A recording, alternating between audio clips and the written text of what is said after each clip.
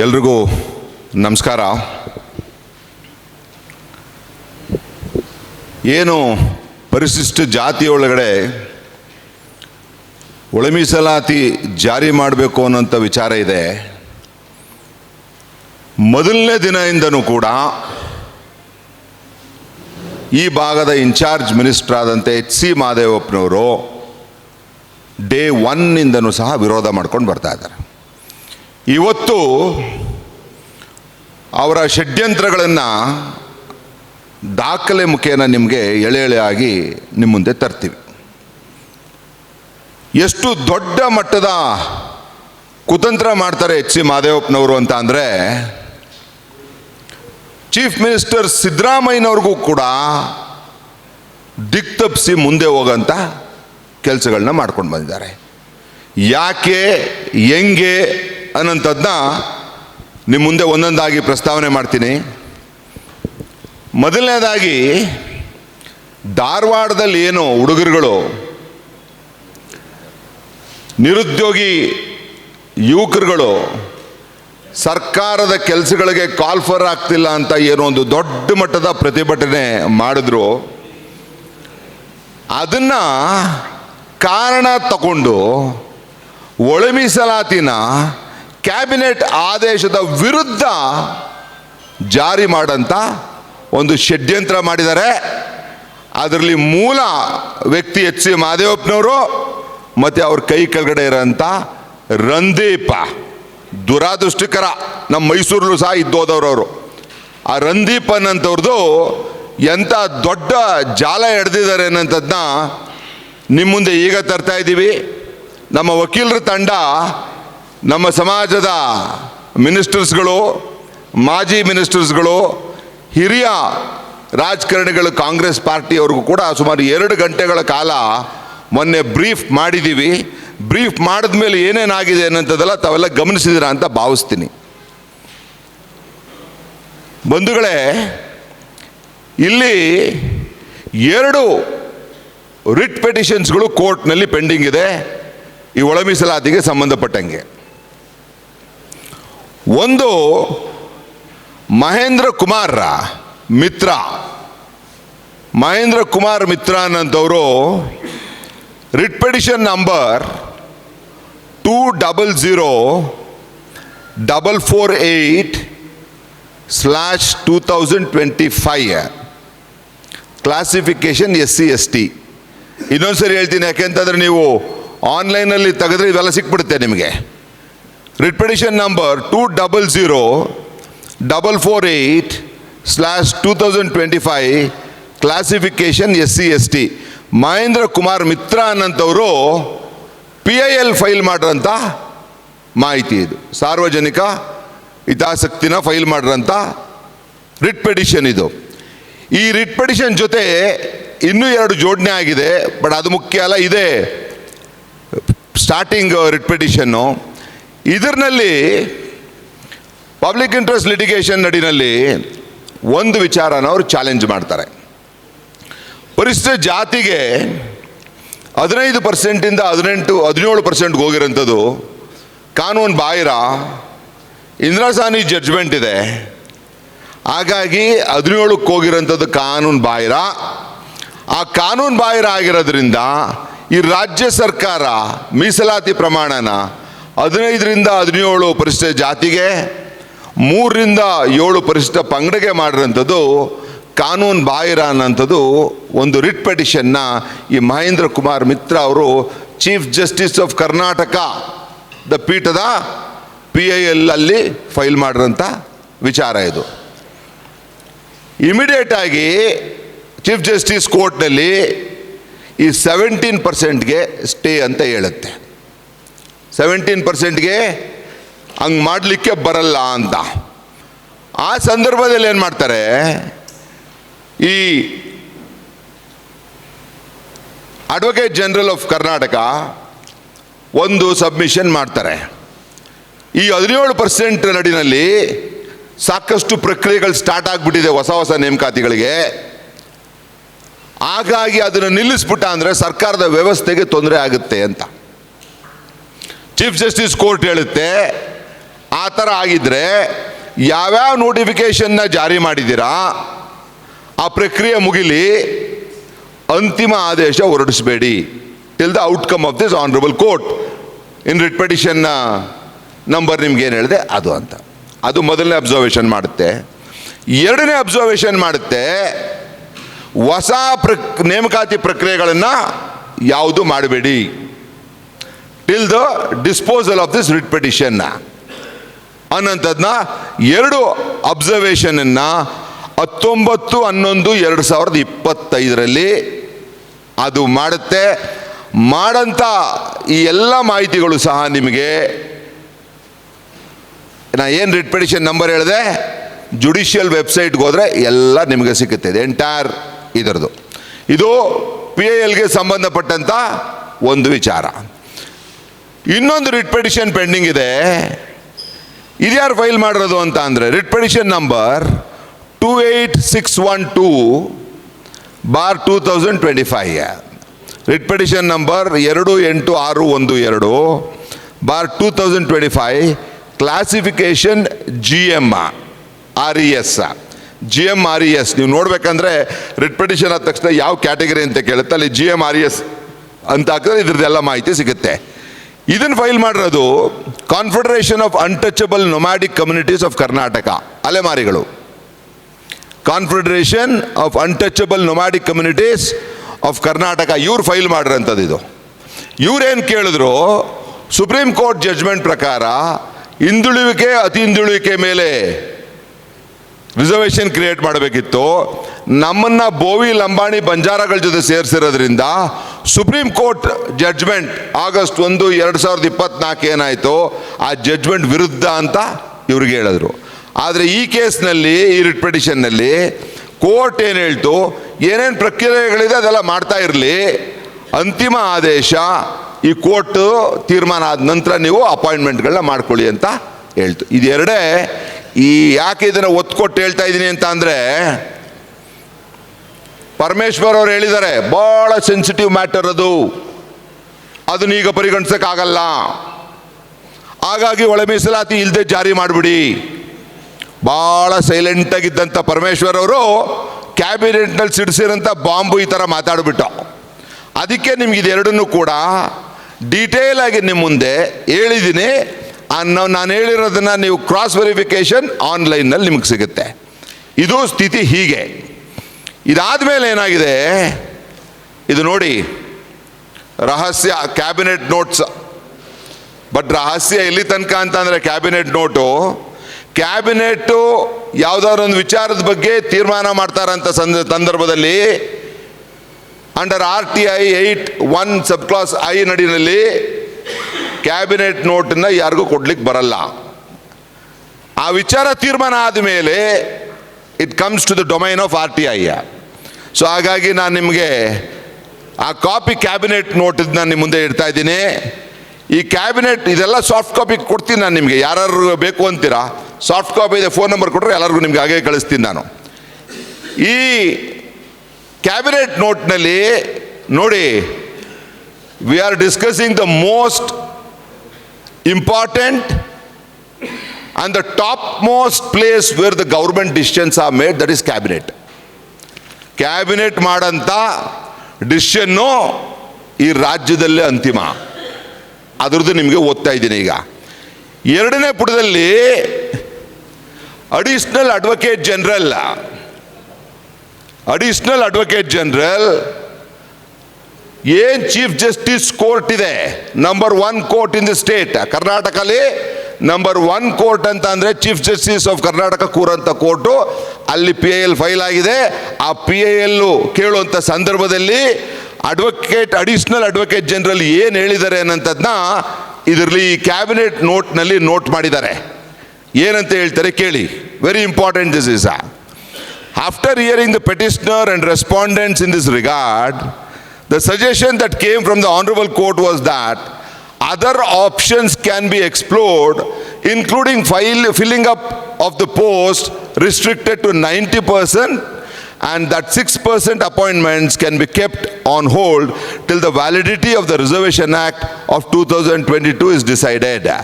At this stage, the Honorable Court opined that the state government has to place details of any such proposal in writing before the Honorable Court, and hence the matter was adjourned by 3 weeks to enable to state government to file appropriate application affidavit in this regard ಅಂತ.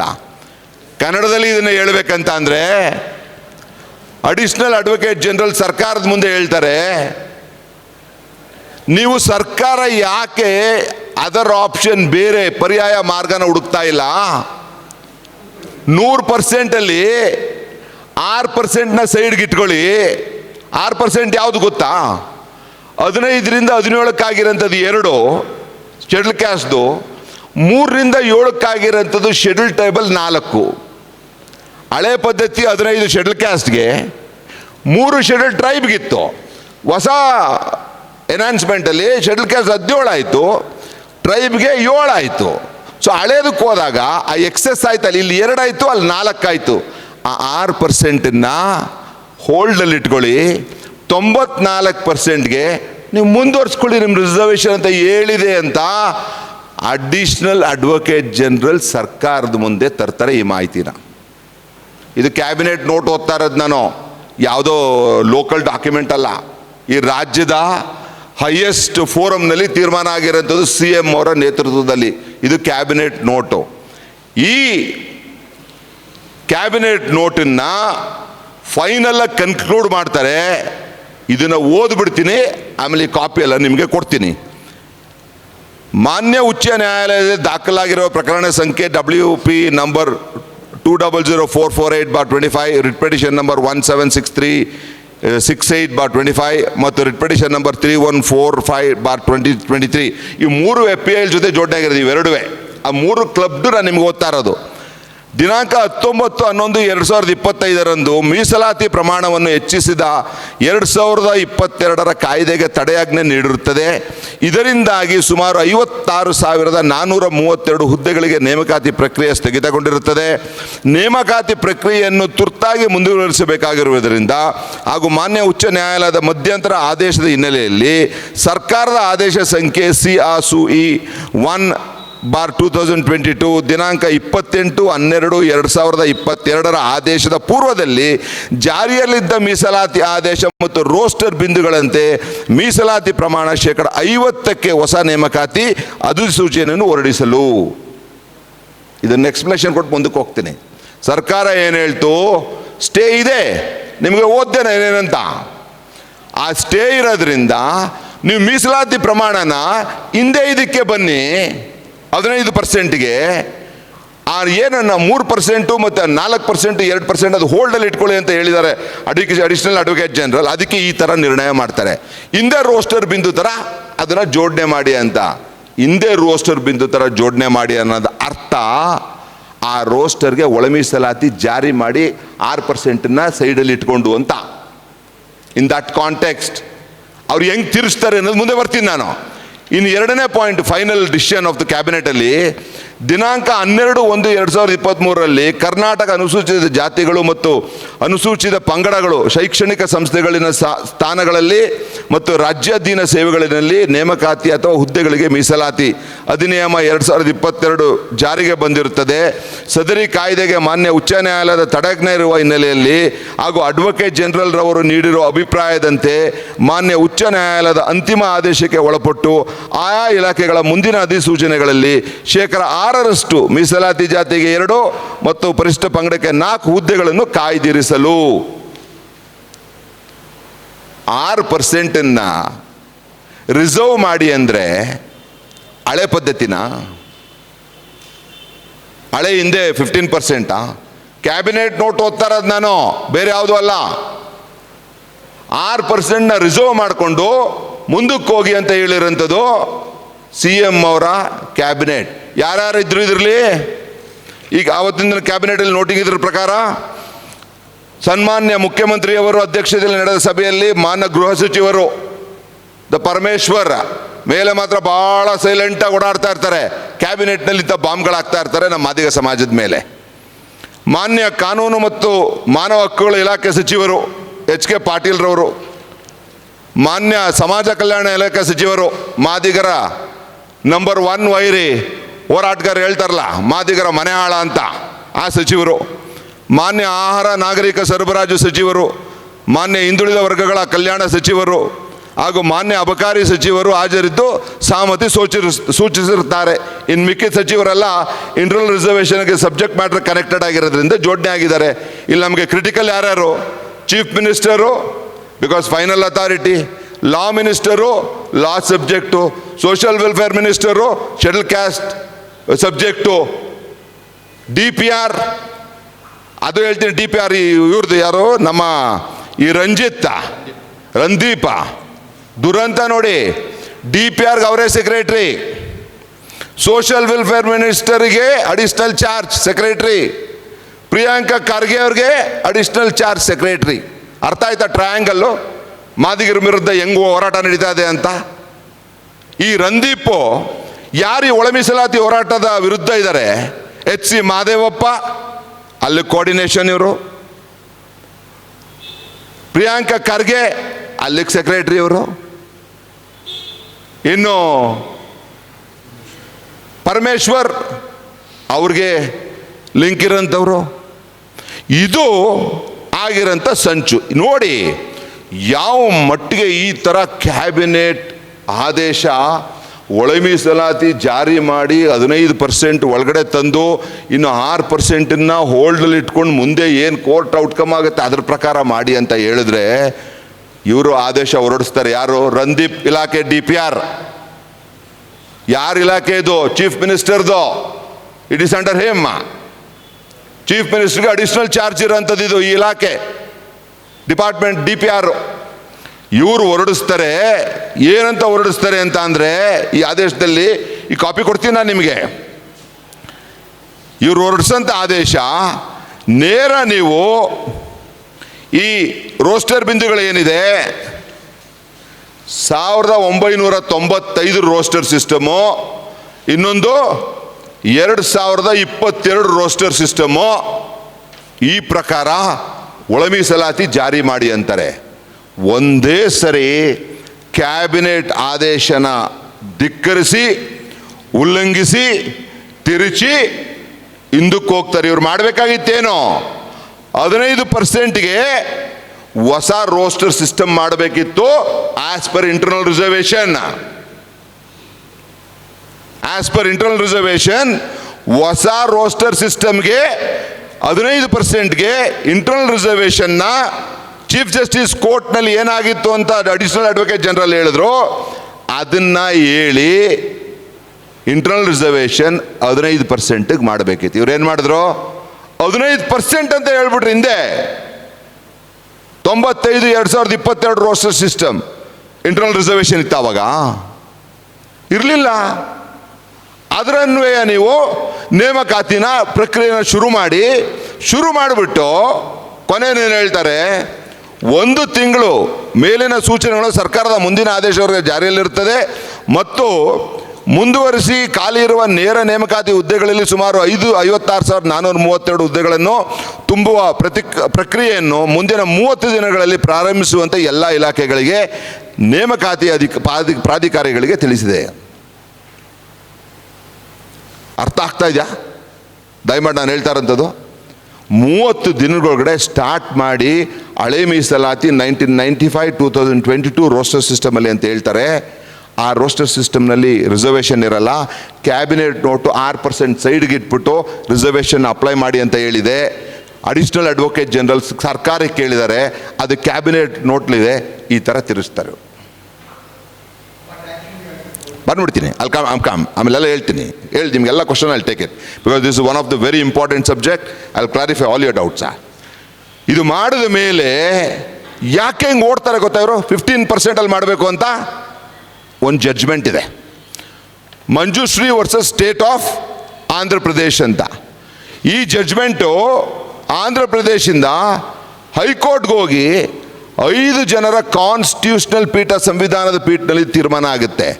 ಅಲ್ಲೂ ಕೂಡ supreme ಕೋರ್ಟಲ್ಲಿ X chief justice of Karnataka India DY Chandrachud ಅವ್ರ ನೇತೃತ್ವದಲ್ಲಿ ಈ Manjushree versus state of Andhra Pradesh ತೀರ್ಮಾನ ಆಗುತ್ತೆ. ಇದರಲ್ಲಿ ಏನು ಹೇಳ್ತಾರೆ ಗೊತ್ತಾ? ಒಂದು ಸರಿ ನೋಟಿಫಿಕೇಶನ್ನ ಹೊರಡಿಸಿದ್ರೆ ಹುದ್ದೆಗಳಿಗಾಗಲಿ ಮತ್ತಿತರಗಾಗಲಿ, ಯು ಕ್ಯಾನ್ ಮಾಡಿಫೈ ಎನಿಥಿಂಗ್. ಯಾವುದೇ ಥರದ ಕಾಮ ಫುಲ್ ಸ್ಟಾಪು ಹಾಕೋಕ್ಕಾಗಲ್ಲ.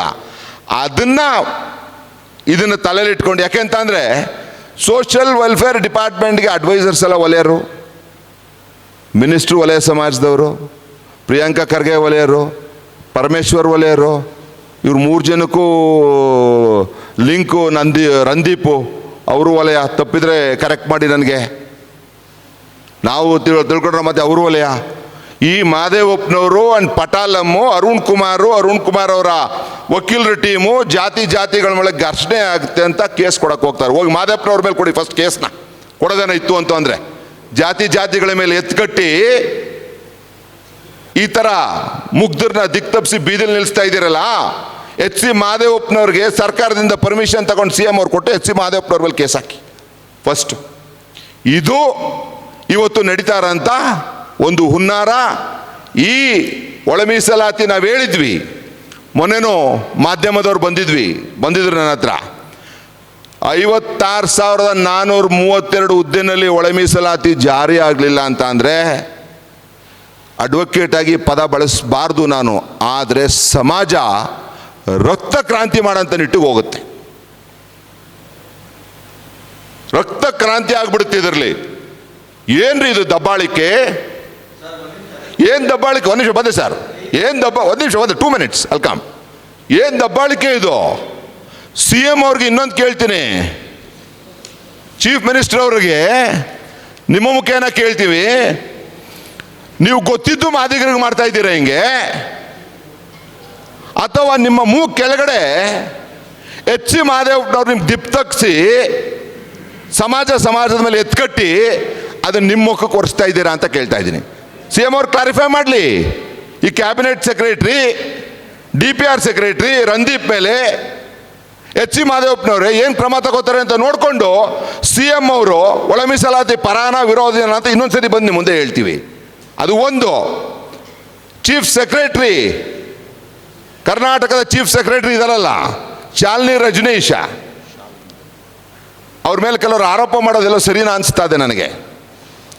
ಕ್ಯಾಬಿನೆಟ್ನಲ್ಲಿ ಯಾವ್ದಾದ್ರು ಒಂದು ಸಬ್ಜೆಕ್ಟು 2-3 ಡಿಪಾರ್ಟ್ಮೆಂಟು ಇಂಟರ್ ಕನೆಕ್ಟೆಡ್ ಆದರೆ ಅದನ್ನೆಲ್ಲ ಸರಿ ಮಾಡಿ ರೆಡಿ ಮಾಡಬೇಕಾಗಿರೋದು ಚೀಫ್ ಸೆಕ್ರೆಟರಿ. ಲಾ ಡಿಪಾರ್ಟ್ಮೆಂಟಲ್ಲಿ ಸುಪ್ರೀಂ ಕೋರ್ಟು ಹೈಕೋರ್ಟು ಸಬ್ಜೆಕ್ಟ್ ಇದೆ, she has not bother to look in. Social welfare minister ಒಳ ಮೀಸಲಾತಿ ತರೋದಕ್ಕೆ ಆ ಪ್ರಕ್ರಿಯೆನ ಶುರು ಮಾಡಿ DPR ಕಳಿಸ್ಬೇಕು, ಸೋಷಿಯಲ್ ವೆಲ್ಫೇರ್ ಮಿನಿಸ್ಟರ್ ಅದಕ್ಕೆ ನೋಡೇ ಇಲ್ಲ. DPR ಅಂಡರ್ CM ಈ ಥರ ಆದೇಶ ಹೊರಡಿಸಿ ಹೊರಗಡೆ ತಂದಿದ್ದಾರೆ. CM ಅವರು ಇವತ್ತು ಹೇಳ್ತೀವಿ ನಾವು 100ಕ್ಕೆ 100 ವಿರೋಧಿ ಅಂತ ನಾನು ಹೇಳಲ್ಲ, 100ಕ್ಕೆ 100 ವಿರೋಧಿ ಅಂತ CM ನಾನು ಹೇಳಲ್ಲ ನಾನು. ಆದರೆ ನಿಮ್ಮ ಮೂಗ್ನ ಕೆಳಗಡೆ ಈ ಥರ ನಡೀತಾ ಇದೆ. ನಿಮ್ಮ ಕ್ಯಾಬಿನೆಟ್ ಆದೇಶಗಳಿಗೆ 3 ಪೈಸದ ಕಿಮ್ಮತ್ತು ಕೊಡ್ತಾ ಇಲ್ಲ. ನಿಮ್ಮದೇ DPR ಡಿಪಾರ್ಟ್ಮೆಂಟ್, ನೀವೇ ಅದಕ್ಕೆ ಮಿನಿಸ್ಟ್ರು. ಇದು ಒಂದು. ಎರಡನೇದು, ಉಗ್ರಪ್ಪನವ್ರು ಬಂದರು ಮೊನ್ನೆ. ಉಗ್ರಪ್ಪನವ್ರು ಬಂದು ಮಹಾರಾಜರಿಗೆ ನಾವೆಲ್ಲ ಭಾಳ ಪೂಜ್ಯ ಭಾವನೆಯಿಂದ ಕಾಣ್ತೀವಿ, ನಾವು ಎಲ್ಲರೂ ಕಾಣ್ತೀವಿ ಅಂತ ಭಾವಿಸ್ತೀನಿ. ರೇ ಮಹಾರಾಜ್ರೇ, 17% ಮತ್ತು 7% 24ನ 9th ಶೆಡ್ಯೂಲ್ಗೆ ಹಾಕ್ಸಕ್ಕೆ ನಿಮಗೆ ಧ್ವನಿ ಇಲ್ವೇನ್ರಿ? ನಿಮ್ಮ ಮುಂದೆ ಹೇಳಿದ್ರು ಸರಿ ತಾನೆ? ಹಾಂ, ಆ ಉಗ್ರಪ್ಪನವ್ರಿಗೆ ಹೇಳ್ತೀವಿ ಇವತ್ತು ನಾವು. ಅವ್ರು ಹಿರಿಯರಿದ್ದಾರೆ, ಬಟ್ ನಾವು ಸಮರ್ಥರಿದ್ದೀವಿ. ಅಡ್ವೊಕೇಟ್ ಟೀಮು 9th ಶೆಡ್ಯೂಲ್ಗೆ ಹಾಕ್ಸಿದ್ರು not beyond the scope of the honourable supreme court. ಹಾಕ್ಸಿ ನಿಮ್ಗೇನಾದ್ರು ನೆಮ್ಮದಿ ಇದೆಯಾ? ನಿಮ್ಮ ರಾಹುಲ್ ಗಾಂಧಿಗೆ ಹೇಳಿ first, leader of the opposition ಅವರು 9th ಶೆಡ್ಯೂಲ್ ಹಾಕ್ಬೇಕಾಗಿರೋದು ಪಾರ್ಲಿಮೆಂಟಲ್ಲಿ. ಪೊಲಿಟಿಕಲ್ ಸ್ಟೇಟ್ಮೆಂಟ್ ಮಾಡೋದಂತಲ್ಲ. ಆ್ಯಂಡ್ ಉಗ್ರಪ್ಪನವರು ಮತ್ತು ಸತೀಶ್ ಜಾರಕಿಹೊಳಿ ಅವರು, ಮೊನ್ನೆ ನಾನು ನೋಡಿದೆ ಅವ್ರದ್ದೊಂದು ವಿಡಿಯೋ. ಆ ಸತೀಶ್ ಜಾರಕಿಹೊಳಿ ಅವರು ಕೋರ್ಟ್ ಮ್ಯಾಟ್ರಿ ಇಲ್ಲಿ ಇಂಟರ್ನಲ್ ರಿಸರ್ವೇಷನ್ ಮಾಡಕ್ಕೆ ಬರಲ್ಲ ಅಂತ. ಈ ಮಹದೇವಪ್ಪನವರು ಮಾದಿಗ ಸಮಾಜಕ್ಕೆ ಮಾತ್ರ ದ್ರೋಹ ಬಗೆತಾರದಲ್ಲ, ನಾಯಕ ಸಮಾಜಕ್ಕೆ 4% ದ್ರೋಹ ಬಗ್ಗೆ ಕೊಟ್ಟಿದ್ದಾರೆ. 56,432 ಹುದ್ದೆಗಳಲ್ಲಿ ಮಹದೇವಪ್ಪನವರು ಮಾದಿಗರಿಗಂತೂ ತುಳಿತಾನೆ ಬರ್ತಾ ಇದ್ದಾರೆ. ಹೊಸ ತುಳಿತ ಶುರು ಮಾಡಿದ್ದಾರೆ. ನಾಯಕ ಸಮಾಜಕ್ಕೆ 4% ಏನು ಪಾಪ ಅವರು ಬಡವರು ಅವ್ರಿಗೆ ಸಿಗಂಥದ್ನ ಅದನ್ನು ತುಳಿದು ಕ್ಯಾಬಿನೆಟ್ ನೋಟ್ನ ದಿಕ್ತಪ್ಪಿಸಿ DPR ಅವ್ರದೇ ಜಾತಿಯಾದ ರಂದೀಪ್ ಕೈಲಿ ಈ ಥರ ಆದೇಶ ಮಾಡಿ ಮಾದಿಗರಿಗೆ ಮಾಡೋದಲ್ಲದೆ ಹೊಸದಾಗಿ ಶುರು ಹಚ್ಕೊಂಡಿದ್ದಾರೆ ನಾಯಕ ಸಮಾಜನ ತುಳಿಲಿಕ್ಕೆ ಮಾದೇವಪ್ಪನವರು. ಇದು ನಿಮ್ಮ ಮುಂದೆ ತರಂತ ವಿಚಾರ. ಇನ್ನು HK ಪಾಟೀಲ್ರವರು ಒಳ್ಳೆ ವ್ಯಕ್ತಿಯವರು, ನಾವು ನೋಡಿದ್ದೀವಿ, 2-3 ಸರಿ ಭೇಟಿ ಮಾಡಿದ್ದೀವಿ. ಆದರೆ ಅವ್ರ ಮೂಗ್ ನೇರ್ನಲ್ಲಿ ಹಿಂಗೆ ಆಗ್ತಾ ಇದೆ ಅಂತ ಅಂದರೆ HK ಪಾಟೀಲ್ ಅವ್ರಿಗೆ ಅವ್ರ ಮಿನಿಸ್ಟ್ರು ಇಡ್ತಾನೆ ಇಲ್ಲ ಅಂತ ಅನಿಸುತ್ತೆ ನನಗೆ. ಇಂಥ ಹೆವಿ ಸಬ್ಜೆಕ್ಟು, ಲಾ ಸಬ್ಜೆಕ್ಟು, ಯಾಕಂದರೆ ಇದೆಲ್ಲರೂ ಅಪ್ರೂವ್ ಮಾಡಬೇಕು ಈ ಡಿಪಾರ್ಟ್ಮೆಂಟ್ಸ್ಗಳೆಲ್ಲ. ಹೆಂಗೆ ಅಪ್ರೂವ್ ಮಾಡಿದ್ದಾರೆ ಇವರು? ಸೊ ಎಲ್ಲೋ ಒಂದು ಕಡೆ ಮಾದೇವಪ್ಪನವರ ಟೀಮ್ CM ಅವರು DPR ಕಂಟ್ರೋಲ್ ಮಾಡ್ತಾ ಇದ್ದಾರೆ, ಸೋಷಿಯಲ್ ವೆಲ್ಫೇರ್ ಮಿನಿಸ್ಟ್ರಿ ಕಂಟ್ರೋಲ್ ಮಾಡ್ತಾ ಇದ್ದಾರೆ, ಲಾ ಮಿನಿಸ್ಟ್ರನ್ನು ಕಂಟ್ರೋಲ್ ಮಾಡ್ತಾ ಇದ್ದಾರೆ HC ಮಾದೇವಪ್ಪನವರ ಟೀಮ್. ಇದು ಮಾದಿಗ ಸಮಾಜದ ಮೇಲೆ ನಡೀತಾ ಇರೋಂಥ ಷಡ್ಯಂತ್ರ. ಇದನ್ನು ಯಾವುದೇ ಕಾರಣಕ್ಕೂ ಆಗಕ್ಕೆ ಬಿಡಲ್ಲ. ನಾವು ನೋಡ್ತೀವಿ 56,432 ಹುದ್ದೆಗಳೇನಿದೆ ಅದರಲ್ಲಿ ಒಳ ಮೀಸಲಾತಿ ಜಾರಿ ಮಾಡದೆ ಮುಂದೆ ಹೋದರೆ ಈ ಮುಂದಿನ ಕ್ಯಾಬಿನೆಟ್ ನಾವು ನಮ್ಮ ಸಮಾಜದ ಎಲ್ಲ ಹಿರಿಯ ಮಂತ್ರಿಗಳು, ನಿಮ್ಗೆ ಹೇಳ್ದಂಗೆ ಎಲ್ಲ ಮಾಜಿ ಮಂತ್ರಿಗಳು, ಹಿರಿಯ ರಾಜಕಾರಣಿಗಳು, ಕಾಂಗ್ರೆಸ್ ಪಾರ್ಟಿಯವರು, ನಮ್ಗೆ ಇಲ್ಲಿವರೆಗೂ ಸಾಕಷ್ಟು ಜನ BJP ಅವರು RSS ಏಜೆಂಟ್ ಅಂತ ಹೇಳ್ತಿದ್ರು, ನಮಗೆ ಬಿಟ್ಟಿರಲಿಲ್ಲ. ನಾವು ಹೋಗಿ ಅವ್ರಿಗೆಲ್ಲ ತಿಳಿ ಮಾಡಿದ್ದೀವಿ. ಇನ್ನು ನೋಡಿ ಹೋರಾಟ ಹೆಂಗೆ ನಡೀತದೆ ಅಂತ. ಇದು ನ್ಯಾಯಯುತವಾದಂಥ ಹೋರಾಟ. ಇದು ಯಾರ ವಿರುದ್ಧ ಅಲ್ಲ, ಯಾರ ಪರ ಅಲ್ಲ. ಮಾದಿಗ ಸಮಾಜಕ್ಕೆ ಸಿಕ್ಕಬೇಕಾಗಿರೋಂಥ ಅನುಕೂಲನ ನಾವು ನ್ಯಾಯಯುತವಾಗಿ ಧರ್ಮವಾಗಿ ಪಡ್ಕೊಳ್ಳೋಕ್ಕೆ ಮಾಡ್ತಾ ಇರೋಂಥ ಹೋರಾಟ ಇದು ಮಾಡೇ ತೀರ್ತೀವಿ. ಆ್ಯಂಡ್ CM ಅವ್ರಿಗೆ ಈ ಕ್ಯಾಬಿನೆಟ್ ನಾಳೆ ಏನು ಬರ್ತಾ ಇದೆ ಆ ಕ್ಯಾಬಿನೆಟ್ನಲ್ಲಿ ತೀರ್ಮಾನ ಆಗಲಿಲ್ಲ ಅಂತ ಅಂದರೆ CM ಅವರು ಮಾದಿಗರ ವಿರೋಧಿ ಮಾದೇವಪ್ಪನವ್ರ ಜೊತೆ ಅನ್ನೋಂಥ ಹಣೆಪಟ್ಟಿನೂ ಕಟ್ಕೋತಾರೆ ಅಂತ ನಿಮ್ಮ ಮುಂದೆ ಹೇಳ್ತೀವಿ. 15% ಹಿಂದೆ ಇದ್ದದ್ದು. ಮಾಧುಸ್ವಾಮಿ ವರದಿ 2023ರಲ್ಲಿ ಜನಸಂಖ್ಯೆ ಆಧಾರದ ಮೇಲೆ ಜಾಸ್ತಿ ಮಾಡಬೇಕು ಅಂತ ಹೇಳಿ ಪರಿಶಿಷ್ಟರಿಗೆ 15ರಿಂದ 17 ಆಯಿತು, ಅಂದರೆ 2% ಜಾಸ್ತಿ ಆಯಿತು. ಪರಿಶಿಷ್ಟ ಪಂಗಡಕ್ಕೆ 3%ದಿಂದ 7 ಆಯಿತು. ಅದು ಎರಡೂ ಜೋಡಣೆ ಆದಾಗ 56% ಕೊಂಡೊಯ್ದು ರಿಸರ್ವೇಷನ್ನು.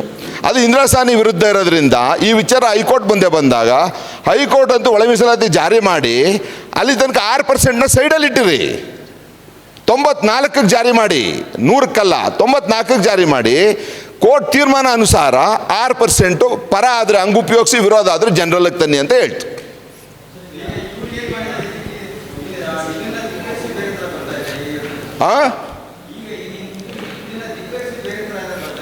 ಈ ಕ್ಯಾಬಿನೆಟ್ ಆದೇಶ ಒಳ ಮೀಸಲಾತಿ ಜಾರಿ ಮಾಡಿ ಅಂತಿದೆ. ಈ 6% ಸೈಡ್ಗೆ ಇಟ್ಕೊಂಡು ಮಾಡಿ ಅಂತ ಹೇಳಿದೆ. DPR ಸೆಕ್ಷನ್ ರಂದೀಪ್, ಅದೇ ರಂದೀಪ್ ಸಮಾಜ ಕಲ್ಯಾಣ ಇಲಾಖೆ ಅಡಿಷನಲ್ ಚಾರ್ಜ್ ಸೆಕ್ರೆಟರಿ ಮಾದೇವಪ್ಪನವರು ಕುತಂತ್ರಕ್ಕೆ ಒಳಗಾಗಿ CM ಅವರಿರೋಂಥ ಮಿನಿಸ್ಟ್ರಿನಲ್ಲಿ ಕುತಂತ್ರ ಮಾಡಿ ಹಳೆಯದು 15% ಅನ್ನೋಂಥದ್ದನ್ನ 95 ರೋಸ್ಟ್ರು 2022 ರೋಸ್ಟ್ ಪ್ರಕಾರ ಮಾಡಬೇಕು ಅಂತ ತಪ್ಪು ಇಂಟರ್ಪ್ರಿಟೇಷನ್ ಮಾಡಿ ಕಾನೂನು ಬಾಹಿರವಾದ ಕೆಲಸ, ಮಾದಿಗರಿಗೆ ಅನ್ಯಾಯ ಆಗೋಂಥ ಕೆಲಸ ಮಾಡಿದ್ದಾರೆ. ಕಂಟೆಂಪ್ಟ್ ಆಫ್ ಕೋರ್ಟ್ ಅಲ್ಲ, ಇದೊಂದೇ ಕಾರಣದಲ್ಲಿ ಮಾದೇವಪ್ಪನವ್ರನ್ನ, ರಂದೀಪ್ ಅವ್ರನ್ನ ಒಂದೇ ಸರಿ ಇವತ್ತನೇ ಹೊರಗೆ ಹಾಕ್ಬೇಕಾಗತ್ತೆ. ಕಂಟೆಂಪ್ಟ್ ಆಫ್ ಕೋರ್ಟ್ ಅಲ್ಲ. ಅವ್ರ ಮಿನಿಸ್ಟ್ರಿ ಕಿತ್ಕೊಂಡು ರಂದೀಪ್ಗೆ sanction of the government is required because is a government servant, suspension ಅಲ್ಲ, ರಂದೀಪ್ನ ಡಿಸ್ಮಿಸ್ ಮಾಡಬೇಕಾಗುತ್ತೆ ಅವ್ರು ಮಾಡಿರೋ ಕೆಲಸಕ್ಕೆ.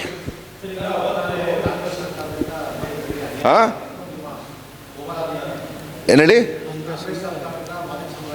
ಕಾಂಗ್ರೆಸ್ ಸರ್ಕಾರ ನೋಡಿ, ನಾವಿಲ್ಲಿ ಕಾಂಗ್ರೆಸ್ ವಿರುದ್ಧ BJP ಪರ ದಳದ ವಿರುದ್ಧ ಅಲ್ಲ. ನಮ್ಮ ಅಡ್ವೊಕೇಟ್ ಶ್ರೀ ಮೊದಲನೇ ದಿನದಿಂದನೂ ಅಲ್ಲ. ನಮಗೆ ನ್ಯಾಯಯುತವಾದಂಥ ಹೋರಾಟ, ಮಾದಿಗ ಸಮಾಜಕ್ಕೆ ನ್ಯಾಯ ಸಿಗ್ಬೇಕನ್ನೋದು ಅಷ್ಟೇ ಹೋರಾಟ.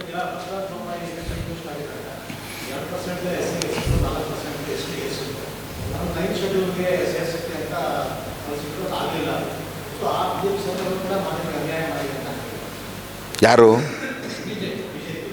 ಅರೆ ಅವ್ರು ಹೆಜ್ಜೆ ಇಡೋದನ್ನ ನೀವು ಅನ್ಯಾಯ ಅಂದರೆ ಹಿಂಗೆ? ಸರಿ ಸರಿ, ಆ ಥರದ್ರೆ ಕಾಂಗ್ರೆಸ್ ಸರ್ಕಾರ ಯಾಕೆ 17%ಗೆ ಒಳ ಮೀಸಲಾತಿ ಜಾರಿ ಮಾಡಬೇಕಿತ್ತು? ಮಾಡಕ್ಕೆ ಬರಲ್ಲ, ಇದನ್ನು 9 ಶೆಡ್ಯೂಲ್ಗೆ ಹಾಕ್ತಾನೆ ಆಮೇಲೆ ನಾವು ಮಾಡ್ತೀವಿ ಅನ್ಬೋದಿತ್ತಲ್ಲ. ಕಾಂಗ್ರೆಸ್ ಸರ್ಕಾರದ ಉದ್ದೇಶನೂ ಸರಿ ಇದೆ. BJP ಸರ್ಕಾರದ ಉದ್ದೇಶನೂ ಸರಿ ಇದೆ. 17ಕ್ಕೆ ಏರಿಸಿರೋದು 7ಕ್ಕೆ ಏರಿಸಿರೋಂಥದ್ದು. ಯಾಕಂದರೆ ಜನಸಂಖ್ಯೆ ಆಧಾರದ ಮೇಲೆ ಮಾಡಿರೋಂಥದ್ದು. ಅಲ್ಲ, ಬಡ ಸಮಾಜಗಳು, ಶೋಷಿತ ಸಮಾಜಕ್ಕೆ ಮಾಡಿರೋಂಥದ್ದು. ಉದ್ದೇಶ ಎರಡೂ ಪಕ್ಷದ್ದು ಸರಿ ಇದೆ.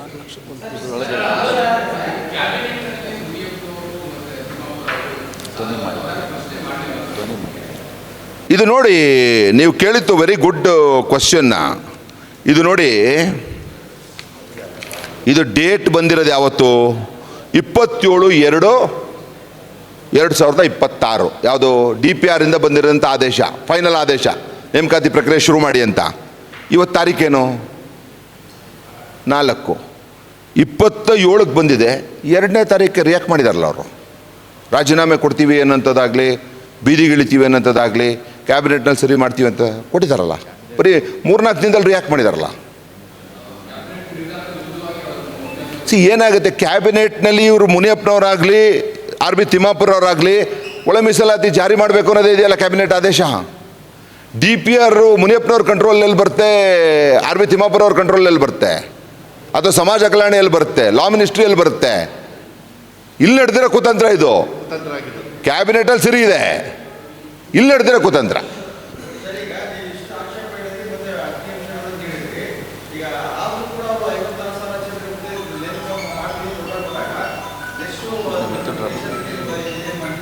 ಇಲ್ಲ, ನಾವು ಆಗ್ರಹ ಮಾಡಿದ್ದೀವಿ. ಇದೇನು ಸರ್ಕಾರದ ಆದೇಶ ಇದೆ, DPR ಇಂದ ಹೊರಗಡೆ ಬಂದಿದೆ, ಇದು ನೀವು ಪಡಿಬೇಕು ಫಸ್ಟು. ಈ ಏನು ಆದೇಶ ಇದೆ ಡೇಟೆಡ್ 27/2/2026, ಇದನ್ನು ಫಸ್ಟ್ ಹಿಂಪಡೆದು ಕ್ಯಾಬಿನೆಟ್ ಪ್ರಕಾರ ಹೊಸ ರೋಸ್ಟರ್ ಸೆಟ್ ಮಾಡಿ ಇನ್ನೊಂದು ಸರಿ DPR ಇಂದ ಒಳ ಮೀಸಲಾತಿ ಜಾರಿ ಮಾಡಿ 15% ಒಳಗಡೆ ಅದನ್ನು ಇಳಿಸಿ ಮತ್ತೊಂದು ನೋಟಿಫಿಕೇಶನ್ ಹೊರಡಿಸ್ಬೇಕು.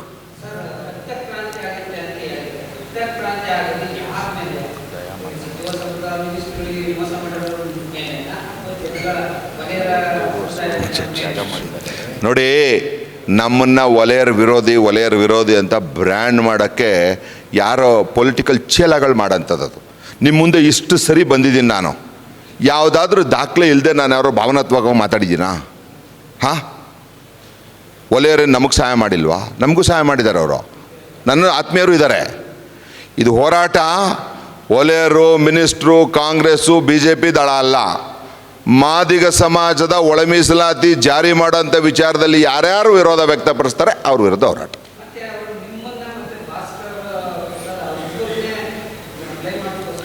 ಏನಾಗಿದೆ, ಇಲ್ಲಿವರೆಗೂ ತುಳ್ಕೊಂಡು ನಮ್ಮ ಹಕ್ಕನ್ನೆಲ್ಲ ಕಿತ್ಕೊಂಡು ತಿಂದು ತೇಗಿಲ್ವಾ? ಚಾಮರಾಜನಗರದ ರೂರಲ್ ಪೊಲೀಸ್ ಸ್ಟೇಷನ್ಲಿ ಒಂದು ಉದಾಹರಣೆ ಕೊಟ್ಟಿದ್ದೆ ನಾನು. 14 ಜನ ಪರಿಶಿಷ್ಟ ಜಾತಿಲಿರೋರಲ್ಲಿ 13 ಜನ ವಲಯರಿದ್ದಾರೆ, ಒಬ್ಬರು ಮಾದಿಗರಿದ್ದಾರೆ. ಇದನ್ನು ಎಕ್ಸ್ಪೋಸ್ ಮಾಡ್ತಾ ಇದ್ದೀವಿ. 48 ಜನ ಪ್ರೊಫೆಸರ್ಸ್ ಇದ್ದಾರೆ, 3 ಜನ ಮಾದಿಗರಿದ್ದಾರೆ. ಇದನ್ನು ಎಕ್ಸ್ಪೋಸ್ ಮಾಡ್ತಾ ಇದ್ದೀವಿ. ಸಹಜವಾಗೇ ವೈಮನಸ್ಸಾಗುತ್ತೆ. ವೈಸ್ ಚಾನ್ಸಲರು ವಲಯ ಸಮಾಜದವ್ರು 9 ಅವರೇ, ನಮ್ಮವ್ರು ಒಬ್ಬರೂ ಇಲ್ಲ. ಇದನ್ನು ಎಕ್ಸ್ಪೋಸ್ ಮಾಡ್ತಾ ಇದ್ದೀವಿ. ನಿಮ್ಮ ಮುಂದೆ ಇದೀವಿ ಲಾ ಸಬ್ಜೆಕ್ಟು. ನಾನೇ ಓದಿ ಅರ್ಥ ಮಾಡ್ಕೊಳ್ಳೋಕ್ಕೆ 4 ಹೈಕೋರ್ಟು PIL, 2 PILಗಳು, ಅದರ ಇಂಟರ್ಪ್ರಿಟೇಷನ್ ಟು ಕ್ಯಾಬಿನೆಟ್ ನೋಟು, ಅದರ ಇಂಟರ್ಪ್ರಿಟೇಷನ್ ಟು DPR ನೋಟು. ನಾನು ಓದಿ ಅರ್ಥ ಮಾಡ್ಕೊಳ್ಳೋಕ್ಕೆ 3-4 ಗಂಟೆ ತಗೊಂಡಿದ್ದೀನಿ ಇದನ್ನು ಕೂತು.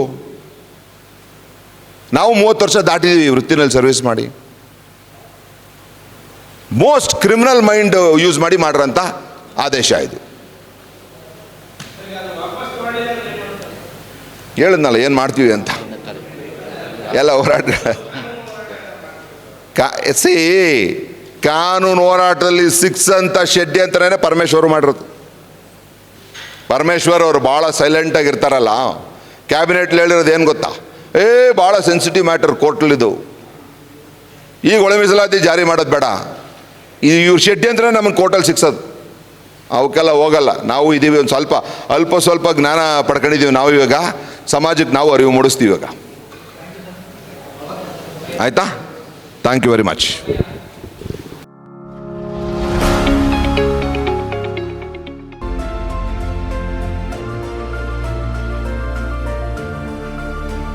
ನೈಜ ಸುದ್ದಿಗಾಗಿ ನೋಡ್ತಾ ಇರಿ ಕನ್ನಡಿಗರ ಪ್ರಜಾನುಡಿ ದಿನಪತ್ರಿಕೆ.